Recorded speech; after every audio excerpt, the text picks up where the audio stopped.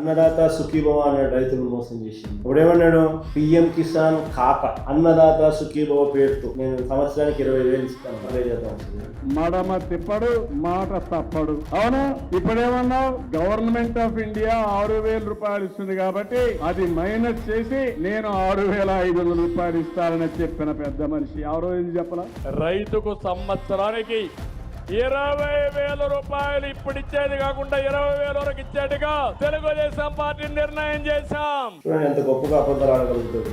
అన్నదాత సుఖీభవ అని చెప్పి ఇప్పుడు ఇచ్చేది కాక 20,000 ఇస్తామని చెప్పి మొదటి ఏడాది ఎగ్గొట్టేసింది. రెండో ఏడాది 20,000కు గాను ముక్కి అప్పుడు ఒక 5,000 అప్పుడు ఒక 5,000 ఇచ్చింది. అంటే రెండేళ్ళకి కలిపి 40,000 రూపాయలు ప్రతి రైతుకు ఇవ్వాల్సింది ఇచ్చింది కేవలం 10,000. అంటే 30,000 రూపాయలు ప్రతి రైతుకు బాకీ. పైగా 53,52,000 మంది రైతులకు మా ప్రభుత్వ హయాంలో రైతు భరోసా వర్తింపజేసి మేము ఇస్తే ఈయన హయాంలో ఈయన 46,85,000 మంది కుదించేసి, అంటే దాదాపుగా 7 లక్షల మంది రైతులను ఎగరగొట్టేసి, పైగా కౌలు రైతులు కానీ ROFR పట్టాదారు రైతులు కానీ ఎవరికి కనీసం 1 పైసా కూడా ఇచ్చింది లేదు. 16 రోజులు అసెంబ్లీ తర్వాత ఇది ఎప్పుడు ఇస్తావు స్వామి ఆ రైతులకు అందరికీ, రైతులు చాలా ఇబ్బందుల్లో ఉన్నారు అని అడిగితే నోరు కూడా మెదపడం లేదు.